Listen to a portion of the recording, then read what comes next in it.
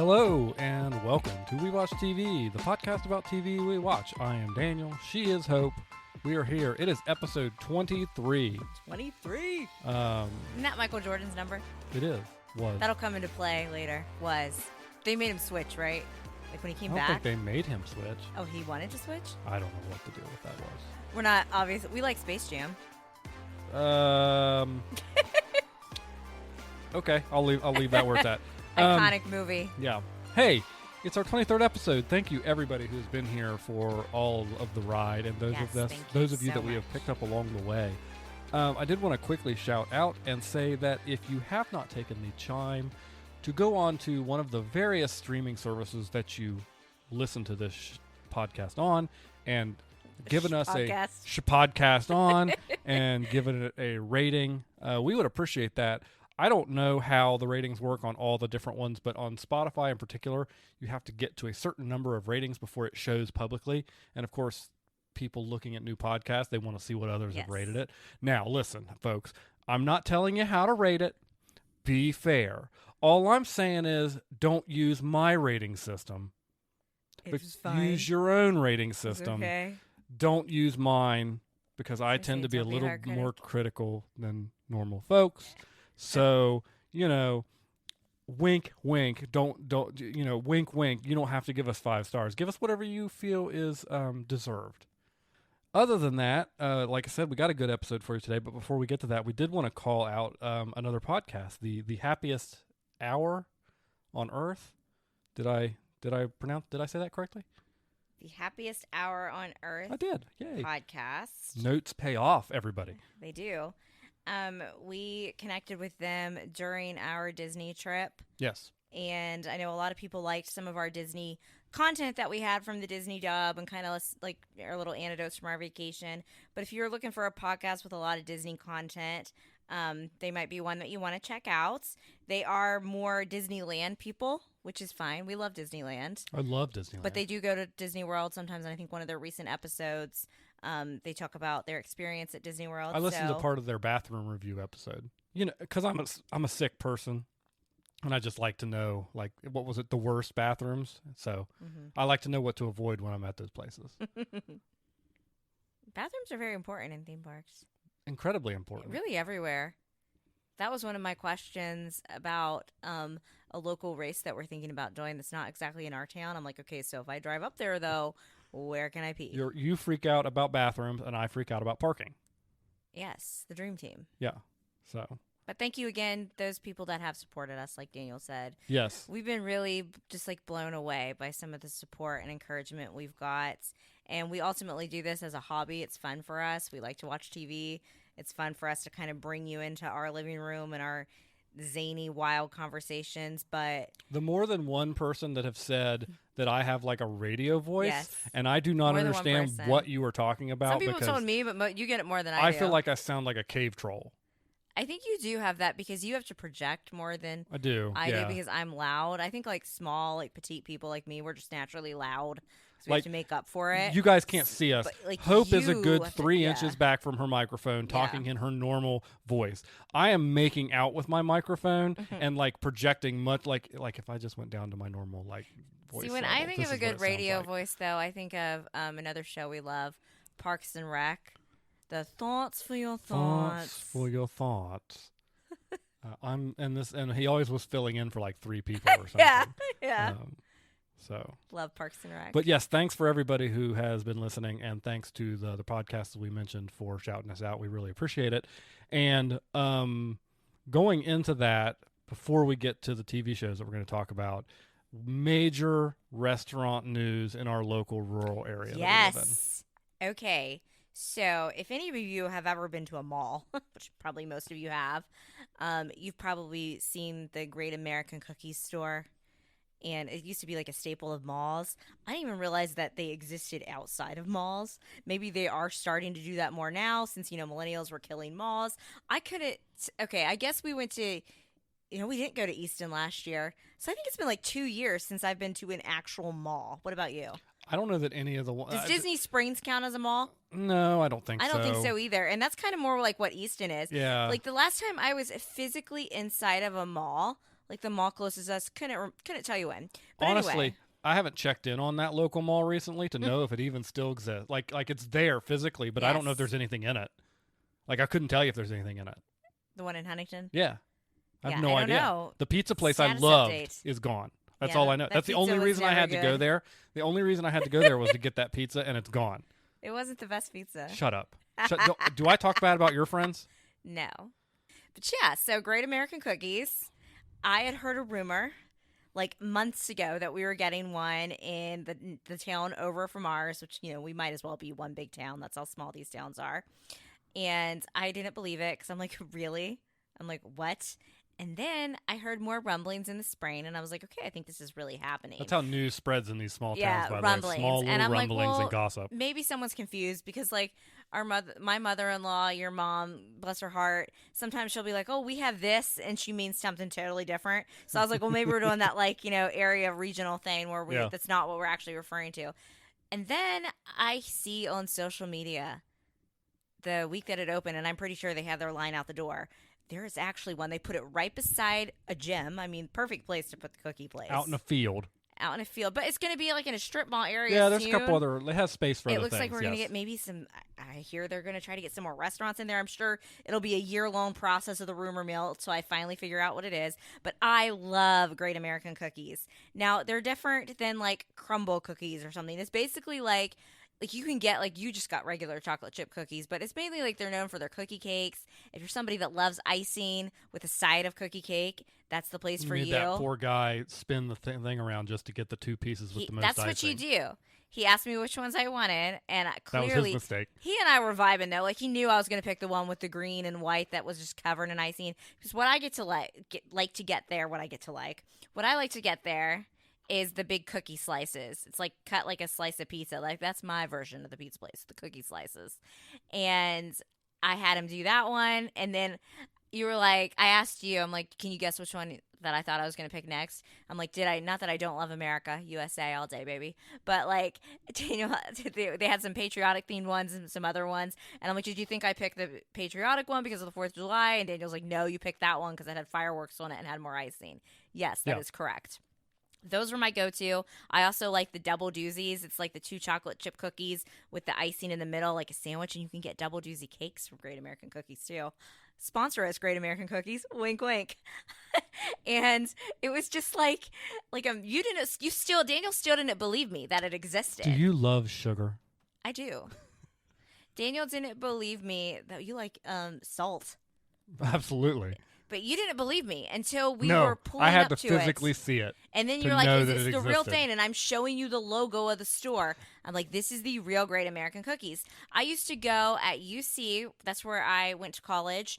And I ran cross country and track on scholarship. And that was one of the things sometimes the girls' team would do after practice. We'd go over to the mall. I don't even know what's become of the Town Center Mall in Charleston. Oh, my. That used to be like the mall, like the destination mall to go to for anyone in West Virginia. I've even heard like didn't when Randy Moss like won the Super Bowl, he like said, everybody meet me at the Town Center. Of course. No, it was Hall of Fame when he got into the Hall of Fame. Yeah. That's what it was. The Hall of Fame. He's like, and I remember people were like, what is he talking about? Everyone in West Virginia were like, we all know what he means. Yeah. He means the mall in Charleston. Yep. West Virginia thing. But we used to go and we got that. So we went on to, after our run on Saturday, a very painful, hot I'm still feeling the effects of it. Walked in. The guy asked if we had been biking. So we clearly looked good. Yeah. With our nice, like, sweaty. And I said, no, running. This is how we refuel. And then you just got your regular chocolate chip cookies. But I got the two slices, the cookie slices. So that's kind of the, like, I feel like there hasn't been this much excitement in town since the donut place opened in like fall of 2020. And like, sure. Although I will note, like you said, I had to see the Great American Cookies. Same thing. Like the town I grew up in got a Taco Bell a couple months ago, I think. And I had to see it to know for sure that it was real. Yeah.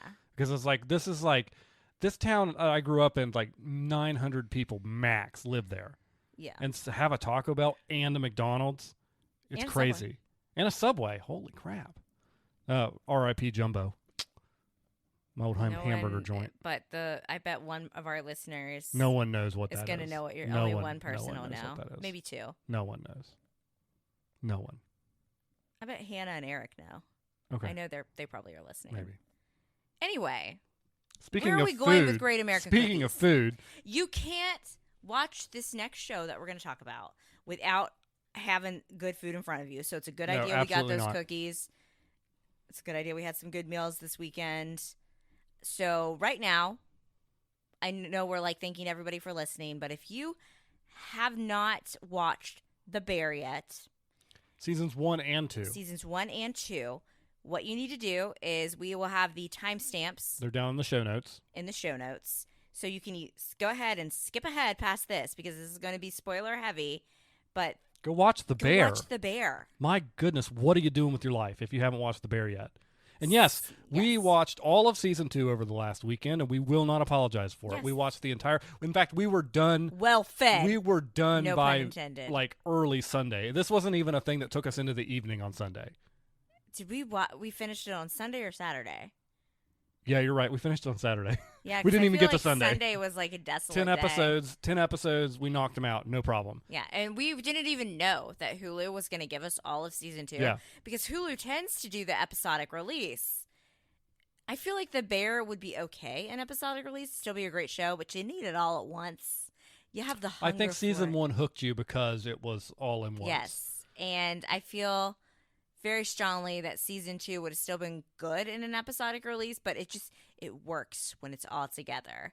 Yeah. So season 1, we watched that. I always feel like we're gatekeeping of The Bear, which is funny because we happened to start it while it was still finishing up, I think, its episodic release. Yes. And then, but like I think we never got. The last episode was out. Yeah, the last episode came out, I think, like while we were starting it. Because we watched probably season 1 over the course of a week. We didn't start it on a weekend. The only reason I knew about it was because one of the chefs I watch on YouTube, Maddie, happened to be in it as a Is his name Maddie in Maddie real life? Matheson, yeah. Okay, yeah. and he's an executive producer. Yes, and I saw him like tweeting or something about it, and I was like, oh, that could be fun, and so I and then I told found you it about on Hulu, and I said, hey, is this the show you mean, yeah, The Bear? That's the show I mean.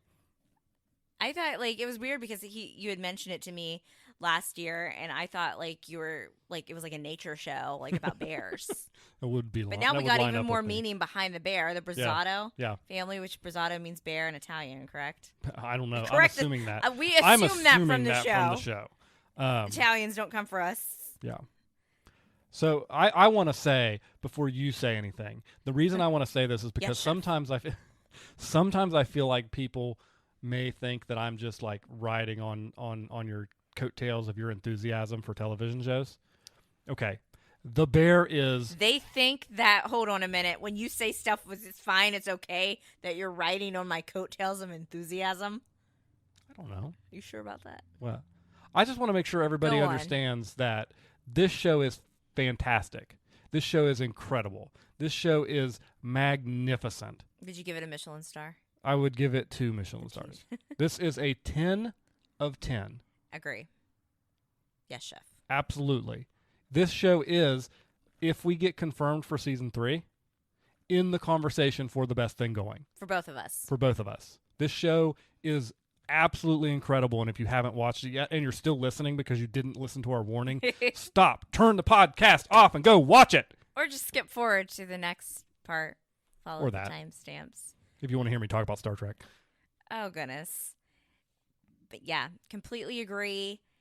It is so good. And I don't know.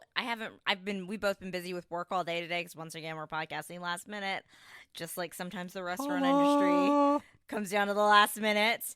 But the last I checked on Sunday, I don't think they had a season 3 confirmed.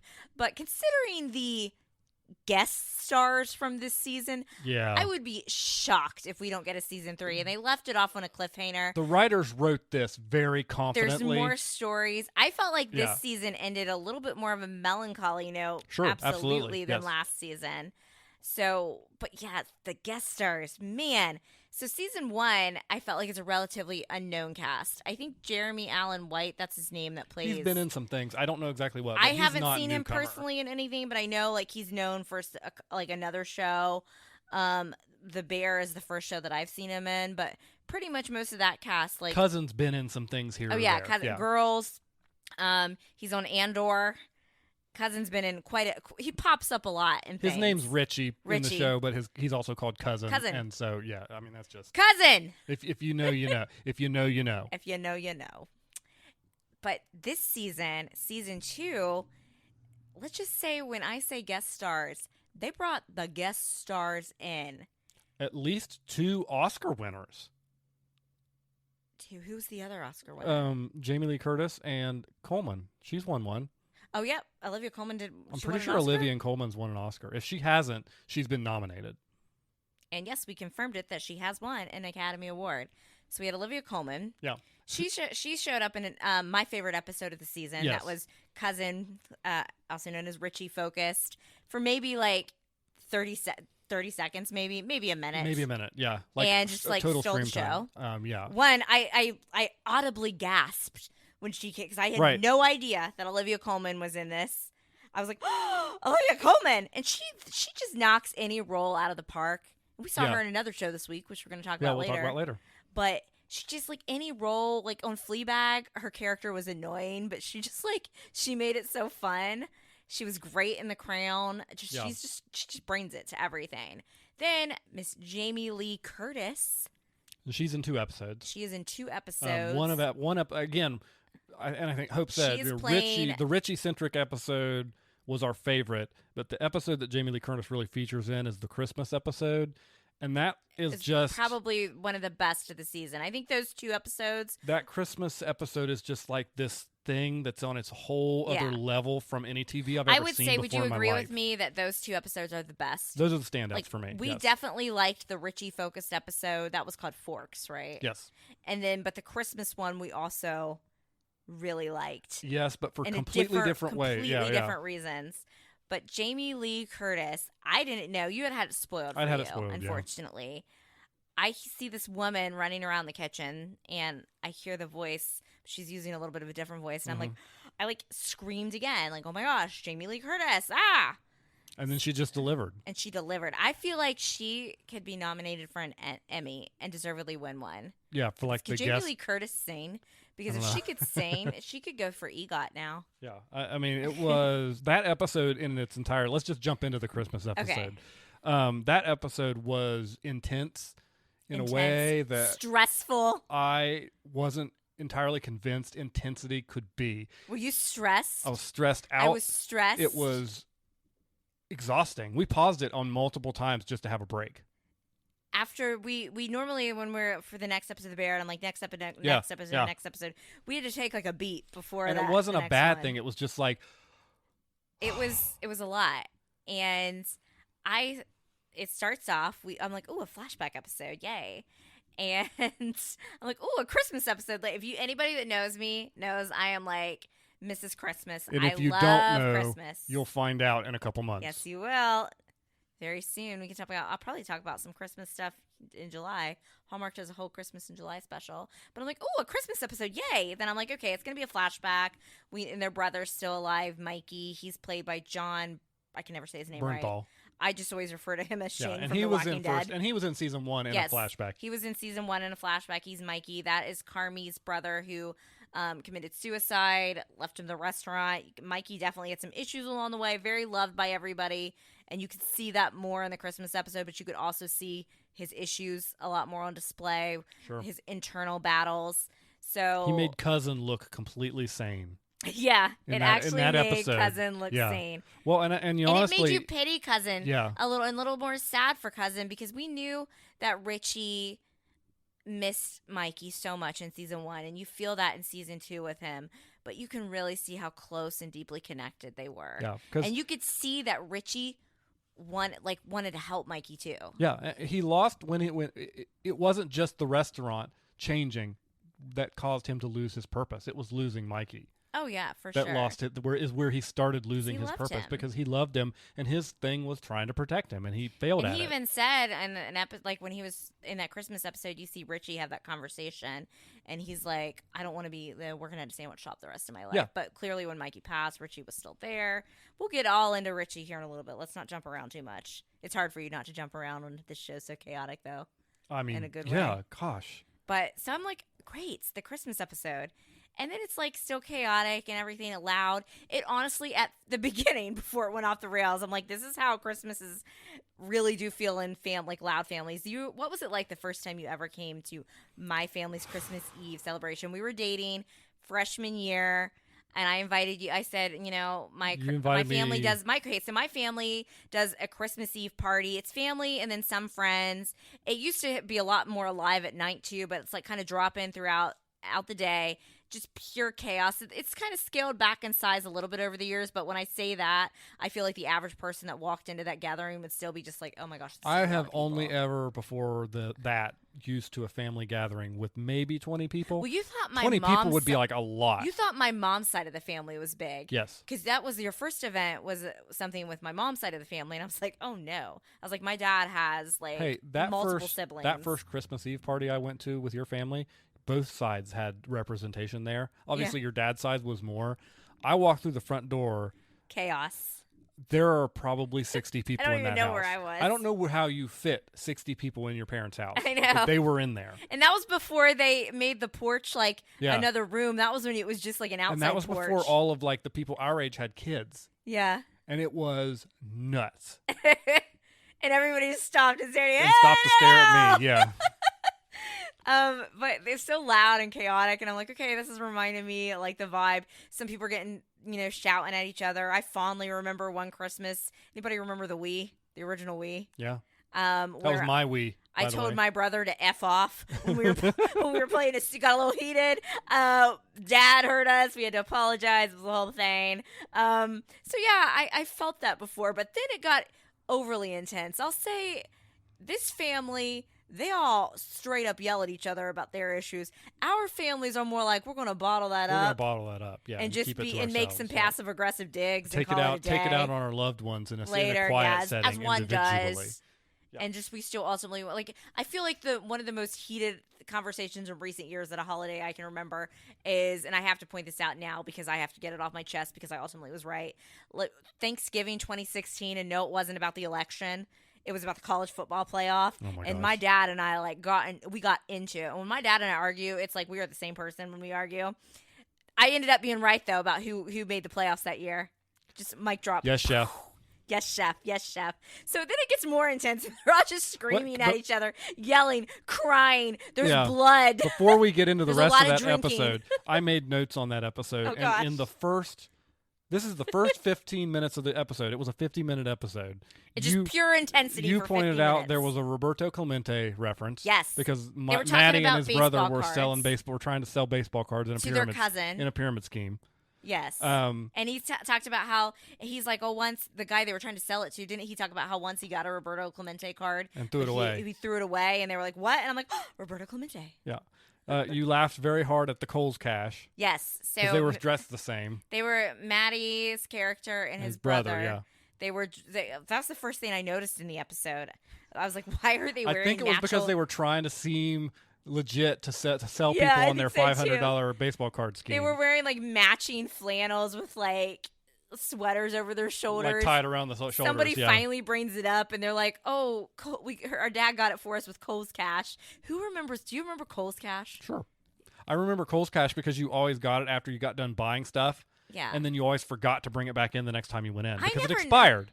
I never necessarily because forgot, I grew up in a place where the Kohl's was an hour away. True, but I did back in the day. Back in the day. It was a Wednesday, by the way. I used to save so much. Like, I used to get a lot of my clothes at Kohl's, like my work clothes and stuff, when I was a reporter. And I would save like hundreds of dollars with Kohl's Cash. Yeah. And then the final note I made before things got so off the rails that I just stopped paying attention. I believe at one point you even pointed out in that episode I was like on edge of seat. You were doing your WVU football stance. Because it got so intense. Where you're on the edge of the couch, like almost about ready to stand up and pace. They were singing Dominic the Donkey. Yes. So every November on Sirius XM, I torture Daniel for 2 months of nonstop Christmas music. We drove to Florida last year, and I had that station on, flip back and forth between Holly Holiday and the Hallmark Channel 1 and the classics. But Dominic the Donkey is a featured song. If you ever heard Dominic the Italian, it makes sense they were playing it, the Italian Christmas Donkey. Have you all heard of that episode noise canceling headphones? I would highly recommend noise-canceling please. headphones. You like Dominic. Yeah, that one's fine. Dominic the donkey. It's Do all your the rest part. of them. Sing it for me. Hee-haw, hee-haw. Oh my god. Sorry, anybody that was wearing headphones just now. Anyway, this episode delivered. So Jamie, we're not bringing even anywhere close to the chaotic energy no. that this episode provided. Jamie Lee Curtis plays Carmi's mother, and Sugar, that's his sister, and Mikey, the brother that's no longer with us. They play.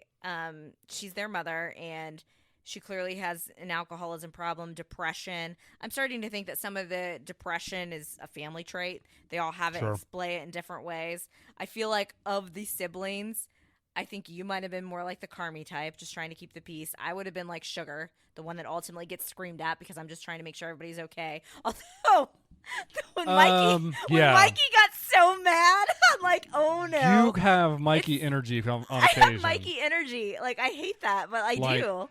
Okay, we're going to say it right now. He has good energy sometimes, but then can go to chaotic. We're 6 months into this year, almost 7 at this point. The most intense thing I have seen on television is the fork. The fork, yes. And whether or not he's going to throw that third fork. I'm glad he did. That was when I was on the edge of my seat. Yes. Because Jon Bernthal he also could be up, I believe, for a guest Emmy because his performance was just amazing. And he's good at kind of playing unhinged characters, but each one is different. Yes. That he plays. Like, this isn't his character is in no way like Shane from The Walking Dead. He had that moment with the fork, just of unbridled like intensity and rage. Yeah. But earlier in the episode, he was telling stories, and you were watching him, and you were like, "Oh, this is a great! Like, I'd love to hang out with this guy." And then he had a breakdown at the same time. It's just the range that he portrayed in a 50-minute episode. And I feel like his character is an example of what depression does truly look like on the surface. Yeah, absolutely. You can be the guy that's well-liked, the life of the party, because Carmi's always the one that's kind of quiet, talked. He has his own type of depression in a different way, but Mikey's the life of the party, fun, charismatic, but he clearly has those internal demons. He struggles with not feeling good enough. He struggles with, let somebody get under his skin. And I'm going to guess it's that. Okay, so the guy from Breaking Bad and Better Call Saul, right? Yeah. We don't watch those shows, but I think that's the actor that played. It's not their stepdad, maybe the mom's live-in boyfriend. I think they said uncle a couple times, but again, the way they use the word uncle and cousin in this family is because not he's clearly with the mom. That's the impression I got. Yes. At least that's what I got. That was the impression. But he comes over and he just like interrupts one of Mikey's stories, ticks Mikey off, and he's doing it on purpose. He's doing it on purpose, and Mikey lets him get in under his skin, and then they're at the dinner table. And so Mikey decides to spout off at another story that this guy's telling. And I'm like, sitting there like, that sounds like something I do. Just to stick my, stir the pot, hope. I could see myself doing that when I get heated enough. Like, I hate to say it. And then he's absolutely. Yes, chef. Yes, chef. And he like throws a fork at him. And he's like, you throw a fork one more time. So then like you think he's not going to. Well, because mom comes in and like has her mental breakdown in front of everybody. Yeah, about how everybody. And then we've got the cousin, played by John. What's his last name? John Mulaney? John Mulaney, yeah. Again, stacked. And he is the boyfriend of Sarah Paulson, who's their actual cousin. We think. We Again, don't know. The way the family uses cousin. And they make him do the prayer. And he gives a really he does a great job. A really nice prayer, even though you can tell he was uncomfortable. And you think that maybe it's the dust is settled and Mikey's not going to throw that fork. And then just tosses it. And then someone just rams it. All hell breaks loose. And then all hell breaks loose. And then suddenly they're fighting. You hear a car ram through the front of the house. Ram through the front of the house, and it's the mom. Yeah. By the way, go back. Oh, I think he finally throws it after the Jamie Lee Curtis like freaks out on Sugar because Sugar's finally like, "Mom, are you sure you're okay?" Yeah, she flips out at that. Absolutely loses it at her, and then I think I'm like, "Throw the fork, Mikey," because he's still and he just tosses it and chucks it. The whole episode is just unbridled chaos. My favorite line from the episode. The kitchen is a mess. I liked how the kitchen is small. Kitchen was small, like and what you would absolute disaster. Like what? But that's like what you would. I hate when shows like always have people like live in these when you're talking about messy kitchens. Our kitchen is not that bad. I know. I'm talking about like shows. I run a tight ship. Yes, chef. Where shows have these grandiose houses and kitchens, and then like the economic status of the people you would think wouldn't have like this huge, that it just never makes sense. This just looked like a real kitchen in a real house for probably their economic situation. Yeah. My favorite line from that episode is John Mulaney when they ask him to do the prayer, because it sounds exactly like something I would do. All this intensity. They've been there for hours hanging out as a family, and it's just getting more and more intense. So and they go, intense. would you please, Stevie, would you please say grace? And he's like, can I please not? And it's exactly the energy I would bring to that situation. Like, the last thing I want to do is speak or be seen, because that means something might be coming my direction. But there's a lot of shouting. The 7 dishes, 7 fish. 7 fishes. The Is this like, if I think anybody's it's an Italian thing, that's yeah. listening, do you guys do this at your holidays? It made me grateful that we kind of stick with turkey and ham at our gatherings. I can't think of 7 fish dishes that I'd want to eat. She'd had lobsters at one, but then Sugar is I don't think it's her husband, it's her fiance boyfriend. He shows up with a tuna casserole. They end up like throwing it out on the porch, like, get it away, because it'd be 8 dishes. But that whole Christmas episode, it is not one that I would add to my Christmas holiday repeat playlist. No. We got done, like, when I say to you, I was out of breath at the end of that episode. Yeah. I could probably spend another hour talking about just the intensity of that episode, but we go right from the Christmas episode to, do you have anything more to say? Well, before we would get to Richie's episode, because those are the 2 we want to hit, I do want to talk about the episode where the baker guy goes to Cologne, because Cologne. That's the city he goes to. I thought he went to Copenhagen. Copenhagen, sorry. I was like, where's Cologne? I don't know. And at the bening of they introduce the premise of that episode, and then they do the credits, and the credits are, what's the song they played? The Holiday Road. Ooh, okay, and I turned to you and I was like, they're playing the song from Vacation, and you go, oh, you can hear that? Not what I meant. And I'm like, what do you mean I can hear that? They're playing it on the TV. Why wouldn't I be able to hear it? And what was your response to me there? I don't know. You said, well, anytime there's a travel episode, I just hear that song in my head. I was thinking about the song. I love the vacation movies.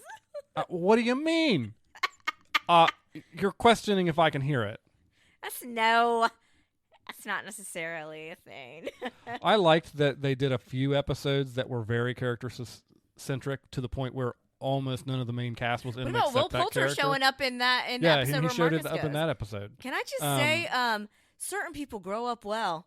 That little dorky kid from We're the Millers, first I see him in Guardians of the Galaxy, and I noticed, glow up, but his character was weird on there. He wasn't weird as a chef, and I'm like, yes, chef.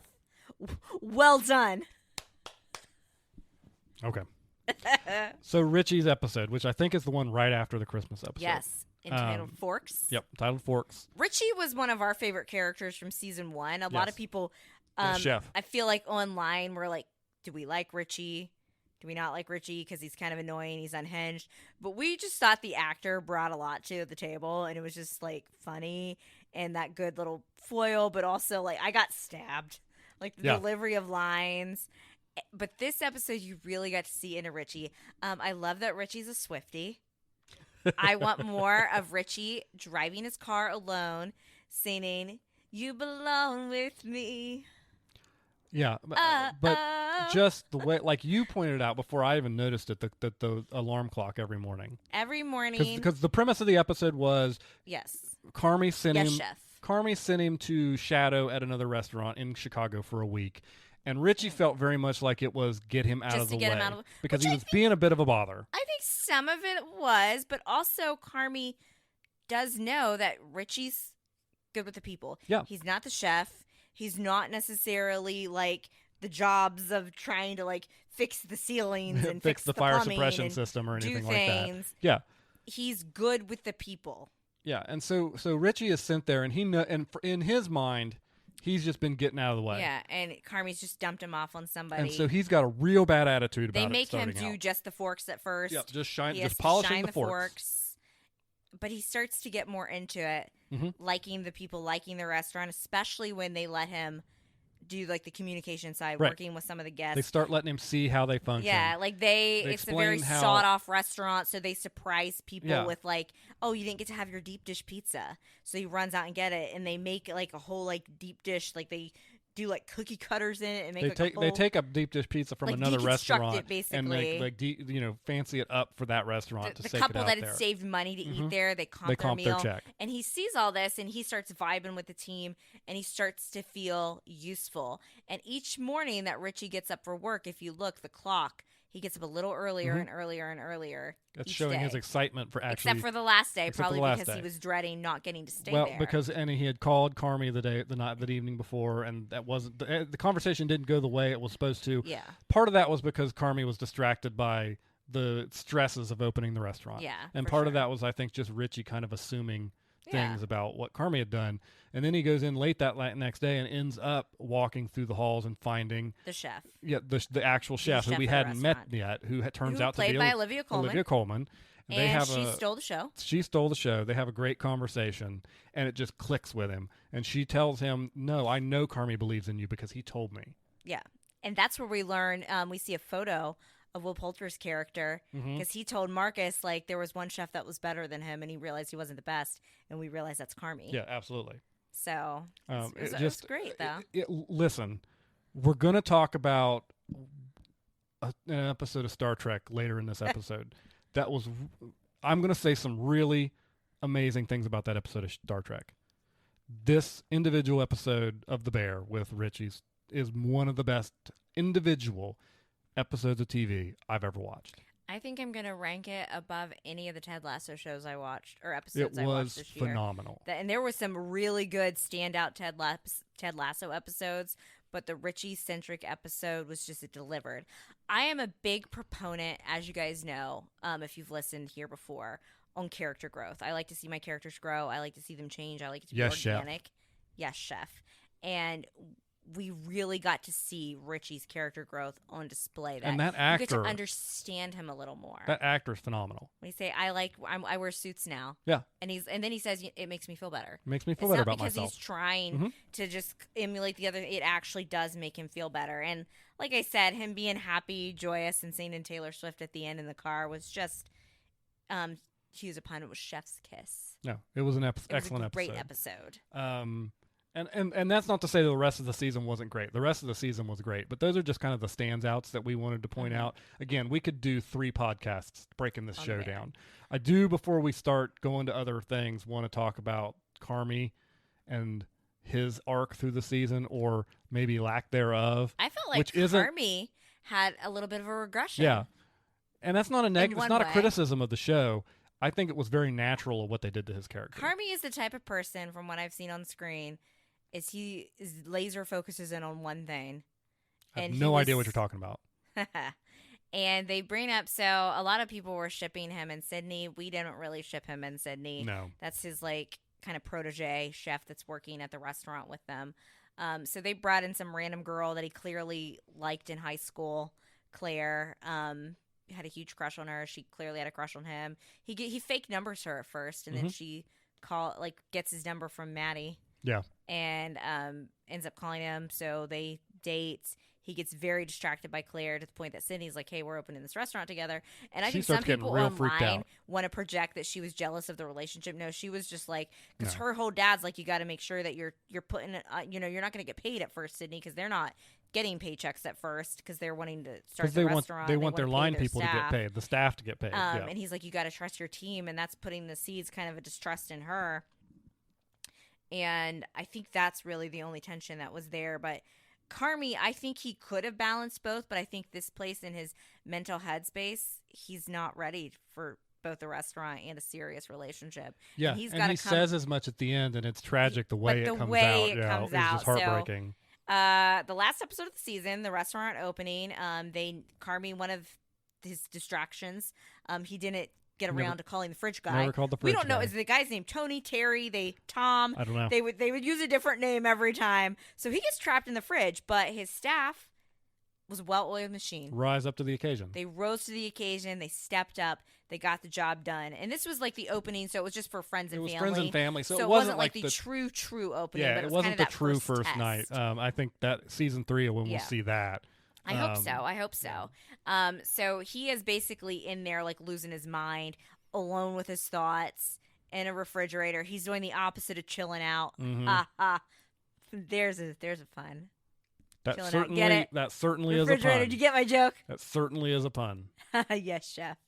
And so his girlfriend Claire and her friend come by, and they're like, "Oh yeah, Carmi's not going to come back out again. He's stuck in the fridge." So she runs back there, and he'd been talking to somebody else. He had been talking to one of the the other chefs. Yeah. Who also had Tina, right? She also had a great character growth. We can't talk about all of them. But, I know. But yeah, like I want so a more many people. Tina-centric episode, like, but that's who we thought he was talking to. Yeah. Okay.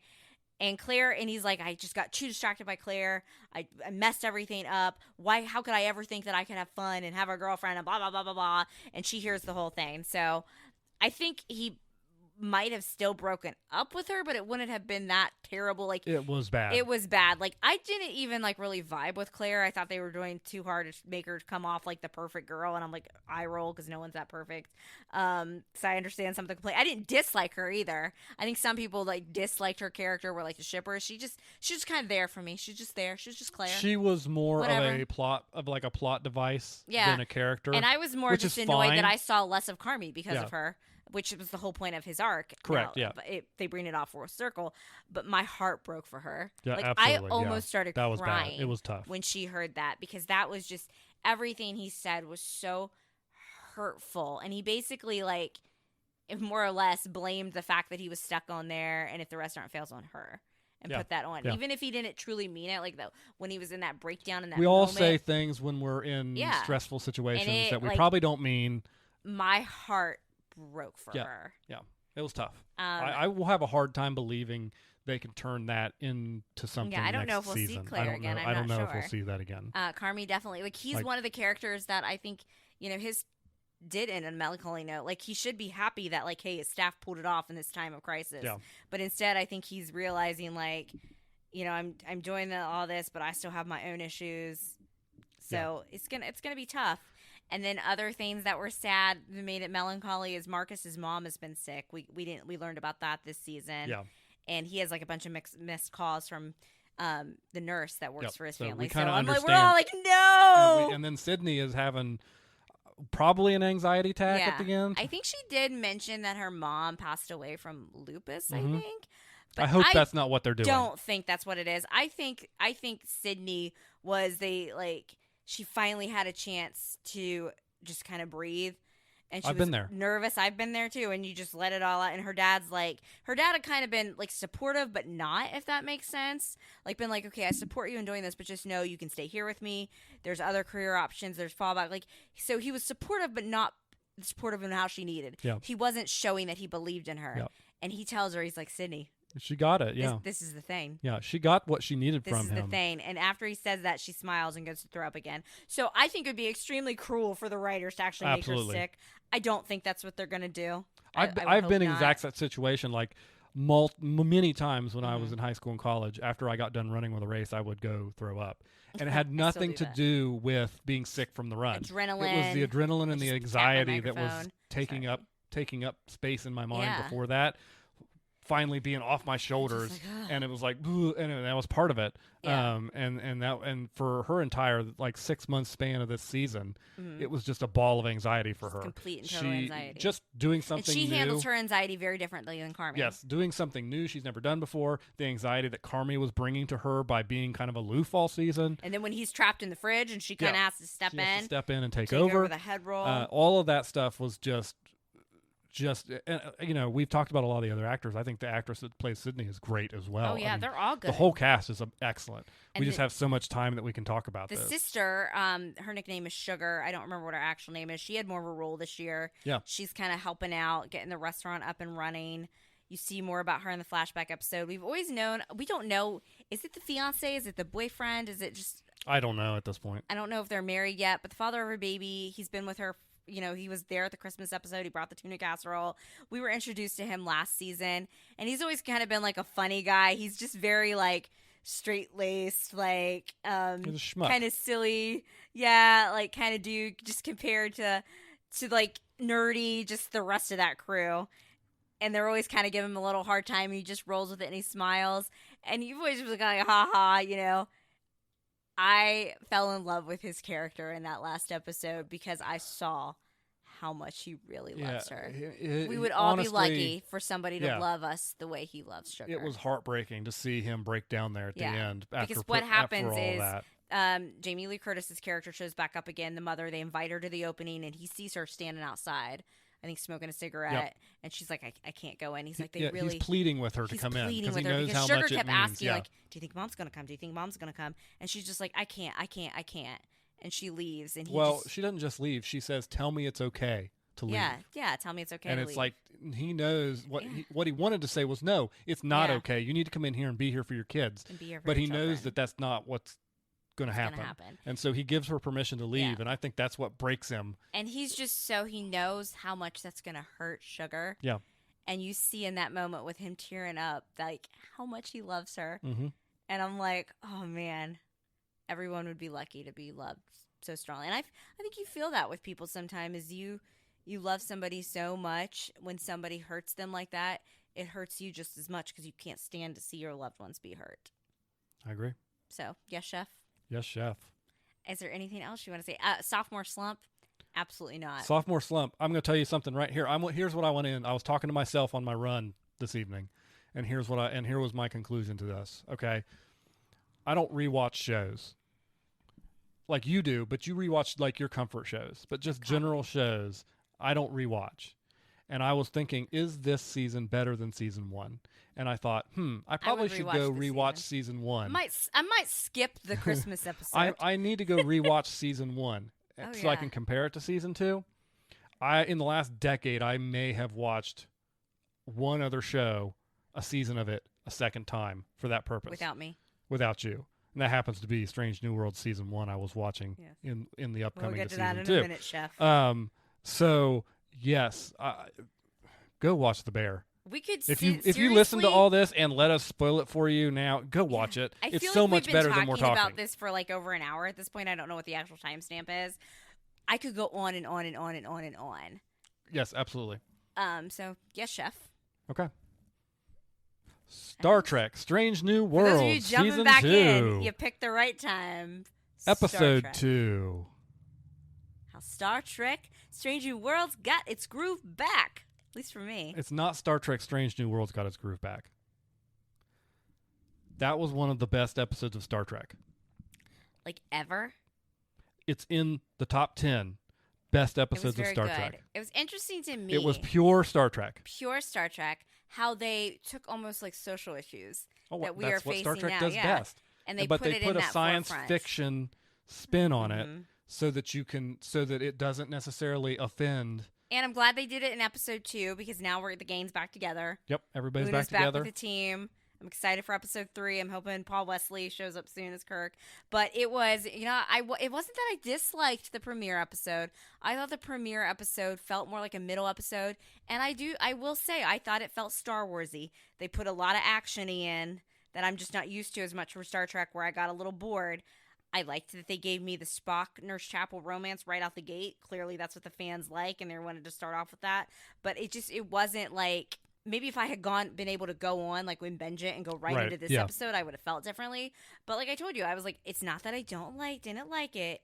It just, the premiere didn't hook me. This reminded me of why I like Strange New Worlds so much. If you're a person who episode 2 was great, still is Star Trek curious, start with this one. Start with Strange New Worlds. You don't need to have really a back history of anything because this is the back history. Watch season 1. When you get to season 2 and you watch this episode, that is what Star Trek is supposed to be. Absolutely. At its absolute best. No phasers were fired. No punches were thrown. There was not action. No, not really. At all. It was conversation. It was dialogue. Meaningful. It was meaningful discussion about issues that's relevant to today's society. But that's pretty much all I have to say about it. It was great. It was great. It was absolutely fantastic. I'm looking forward to this Thursday's overshadowed by the greatness of it was overshadowed by the fact that the bear was just so freaking on another level phenomenal. Yes, chef. Yes, chef.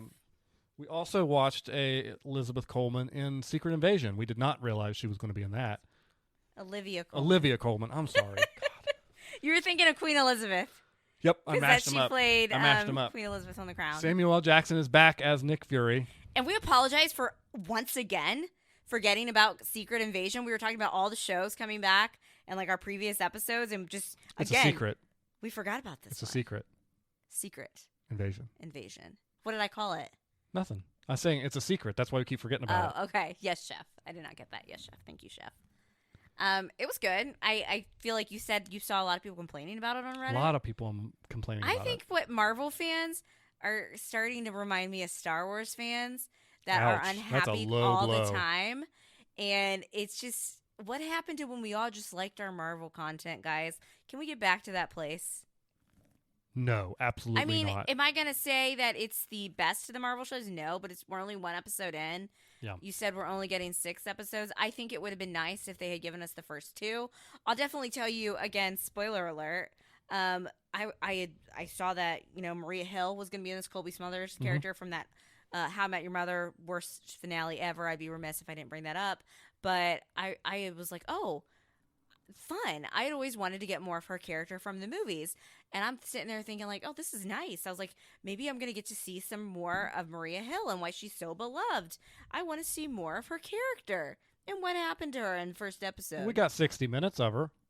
Got a good 60 minutes of her. And then they more shot than her. what I've seen of her in the movies. And then what happened? And they shot her. And we're presuming she died. Then she is now presumed dead. And I was like, oh. And then she was credited as a guest star. Yeah. In the credits. So that went out the window. But Nick Fury's clearly has PTSD.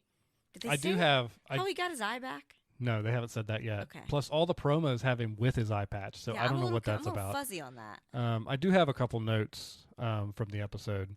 The first one is, oh no, now I remember. Hope will not stop asking me questions about this show that I have never seen before. I taught a camp class for the past 2 weeks in a row and was working with young children all last week, so my brain was fried. Please forgive me. And I was asking you questions because normally, okay, so Daniel's the person.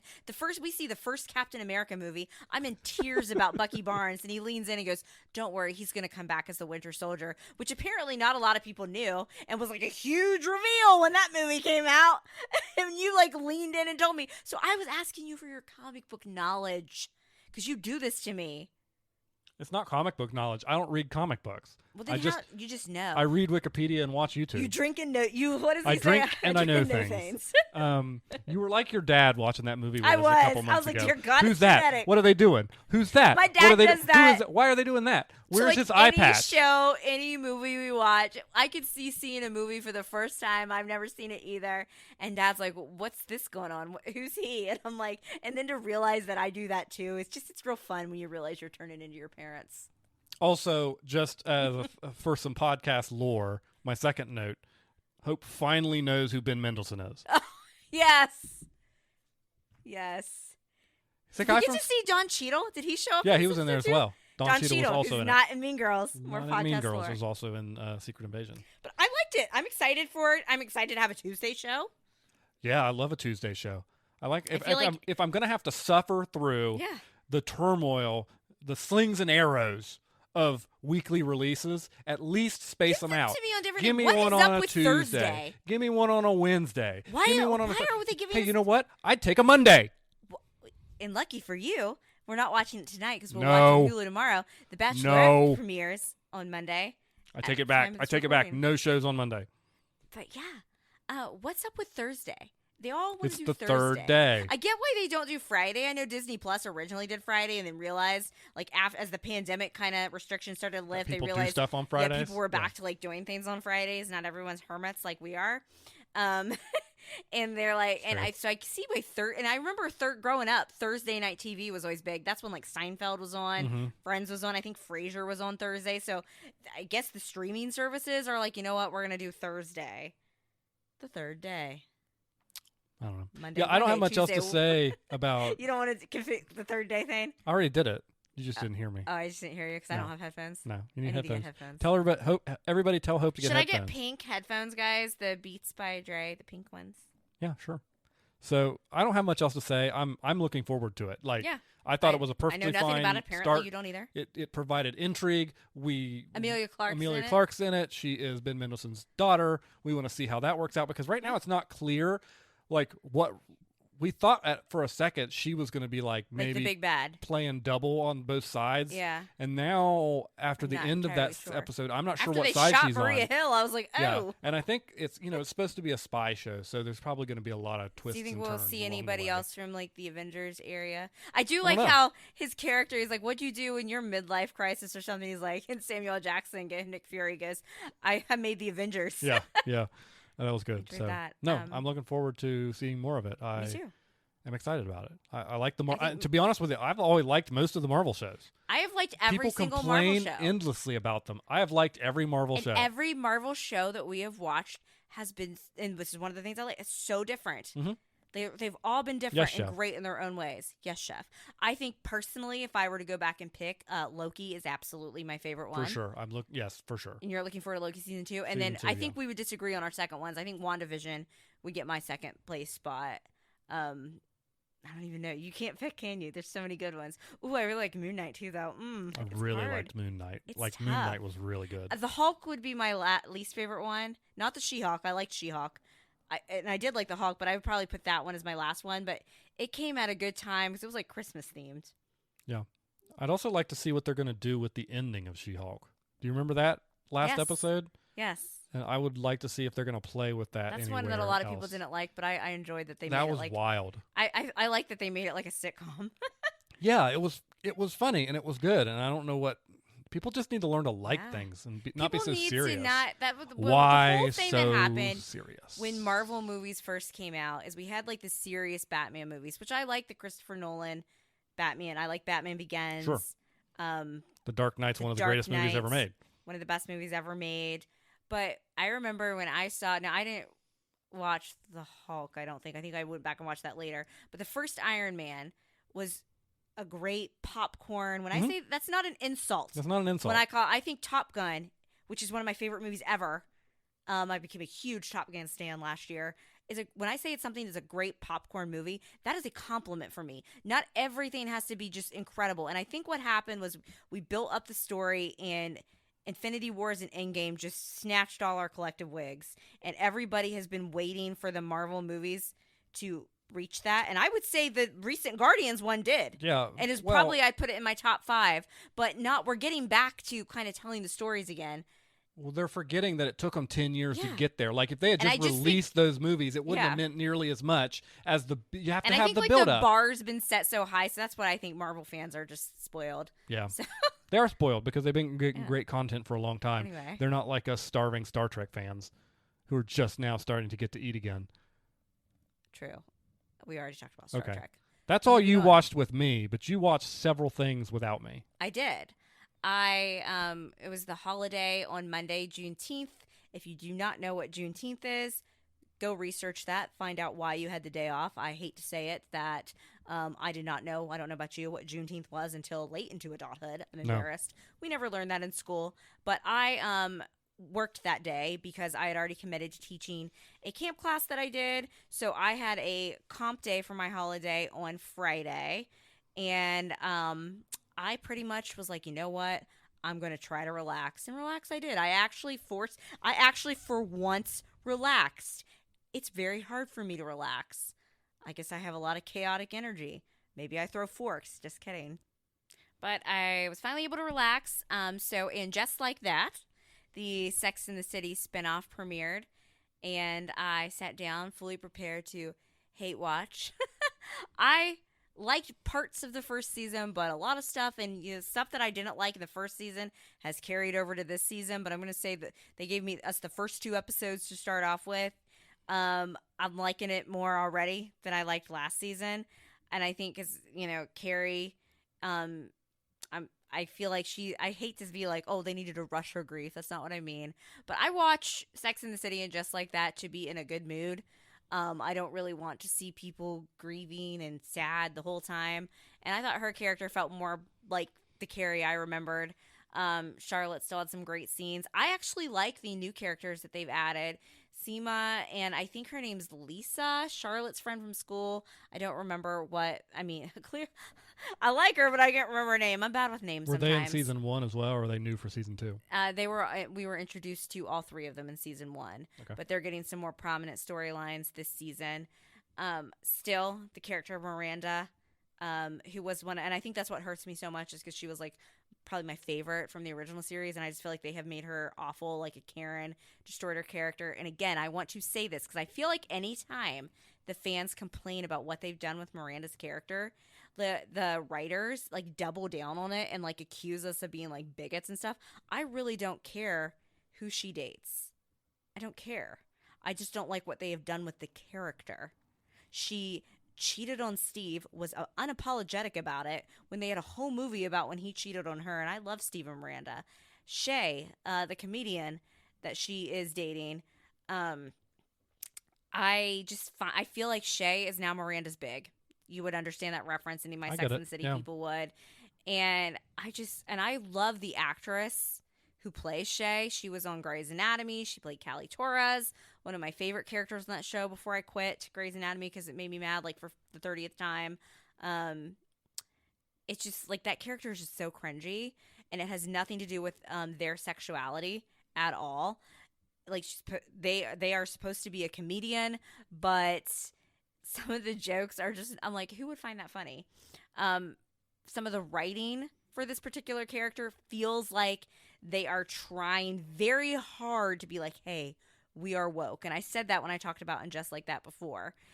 That being said, I feel like they have made Shay a little more tolerable.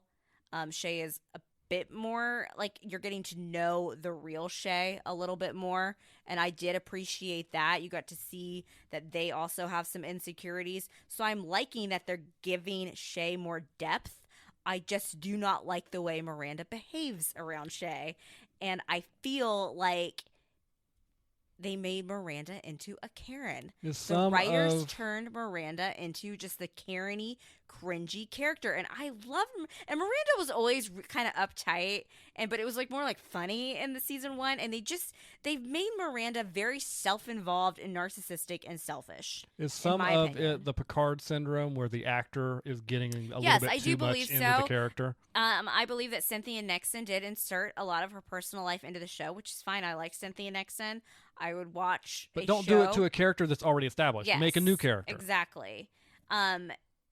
So I'm hoping that now that we're getting to know Shay a little more, that Miranda can kind of get... I don't mind that they are together. It's just the way Miranda acts when she is with Shay.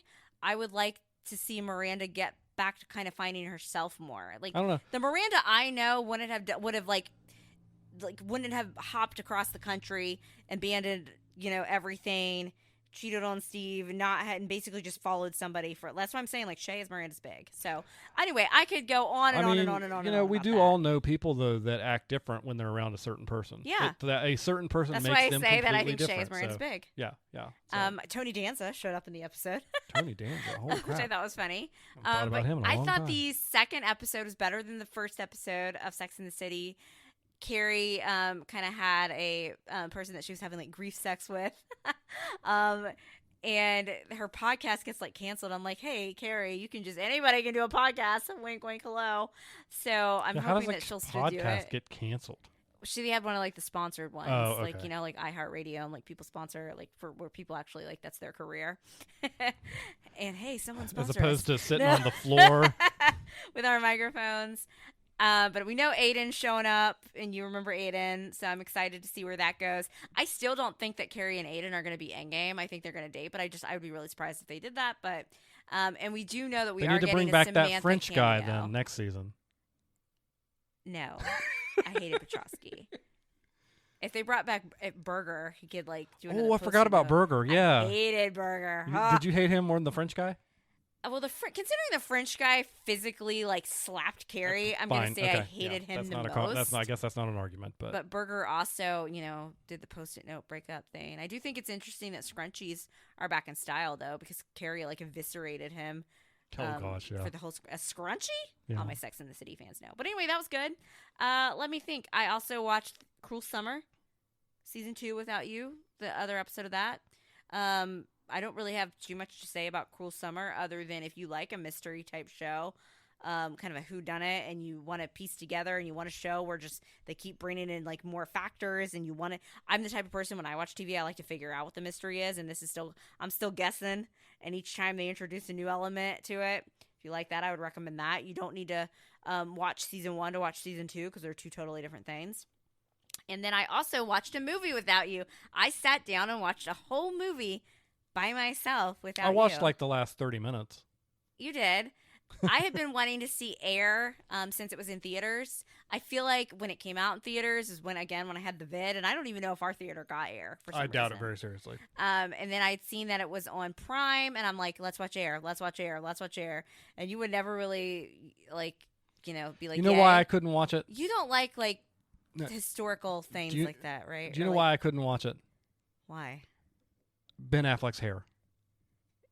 Every time I saw him in the trailer, it looked so bad. I just was like, I can't look at this. He was trying to look like the guy I know. he was It's awful. portraying It's awful. from the 80s. It's awful. Really? I thought he looked kind of cute. Hair flip. Jason Bateman's in it. I feel like Jason Bateman plays some version of the same nerd in everything, whether it's Ozark. I don't know. Somebody name me another. Not We're the Millers. That's the other. That's Jason Sudeikis. What's the Horrible one? Bosses. Identity Theft. Horrible Bosses. Horrible Bosses is. He's in Horrible Bosses. Yeah, Him he and is? Jason Sudeikis. They're both in Horrible Bosses? Yeah, and Charlie Cox. They are? Yes, of course. Yes, oh, chef. Wow, so they are in a movie together. Okay. Then maybe We're the Millers is Jason Sudeikis, though. Yes. But yeah, I feel like he kind of plays that same like straight-laced guy and like everything. And it was just another version of him. He was kind of the marketing person for Nike. I really liked Air. It was pretty much what I thought it would be. I like movies like that are kind of like, I mean, obviously I'm sure for the benefit of our crowd, what was the movie? It was about how Air Jordans became a thing and changed kind of how basketball players and sponsorships, the shoes are paid, really changed the industry. Also changed Nike. I didn't realize that Nike wasn't always top dog. I didn't realize that. So I like movies like that, I think, more than you do. Like, it's not a biopic, but kind of like stuff that's based on like historical events, but they put kind of their own version of drama in it. And I like time period things. And by time period, yes, I can mean like the 80s. I like stuff like that too. I've been trying to get you to watch the Tetris movie with me. It's just when I like. You told me you had no interest in watching Air. I didn't. Oh, well, it was good, and I really enjoyed watching it, and I learned stuff about Nike I didn't know. Obviously, I know what Air Jordans are. I never had any, but I know like every boy I went to school with in elementary school all wanted their Air Jordans. It was good. I didn't. Did you know that Nike wasn't always like the number one? Like, it was like Adidas and Converse, especially like in the basketball area, were like the it shoes, and I'm like, Adidas. I don't know. I don't know that I get soccer shoes. I don't know that it's something I don't even ever really associate about. Converse with sports. No, certainly not. But I did know Converse was a sports shoe. I think Converse is like my Chucks that I wear. Those are Converse, right? Yeah. And as a runner, I did kind of enjoy the little jabs about running because they're like, well, our runners wear the Nike shoes, which is funny to me that Nike was so known for running back then. Like, when it comes to like racing spikes for track or cross country, Nike would still be my recommendation. But like, literally, when people ask me for a brand of running shoe, I don't think Nike. Nobody trains in Nike shoes. Like, nobody, it's like New Balance, down the list, Asics, Brooks. I feel like those are the big running shoes. Anyway, they kind of made some little jabs at running. The one thing I'm going to knock the movie on is Matt Damon's character. I think it was his character that said, oh, and he transferred to Appalachian State. And I was like, it's Appalachia. And if you are listening to this podcast and you are not from this area and you think you're one of those people that is pronounced Appalachia, it is absolutely not. You are 100% it's Appalachia. Incorrect. Appalachia. Say it with us. Appalachia. Chef. Yes, Appalachia. Chef.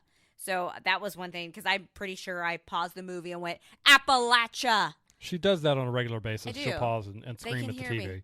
They can hear me. Duh. Our neighbors can too. Oh, please.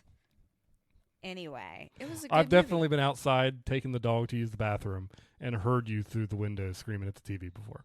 Well, you do what you can. But it was good. I enjoyed it. I liked at the end how Matt Damon's character did go for a run.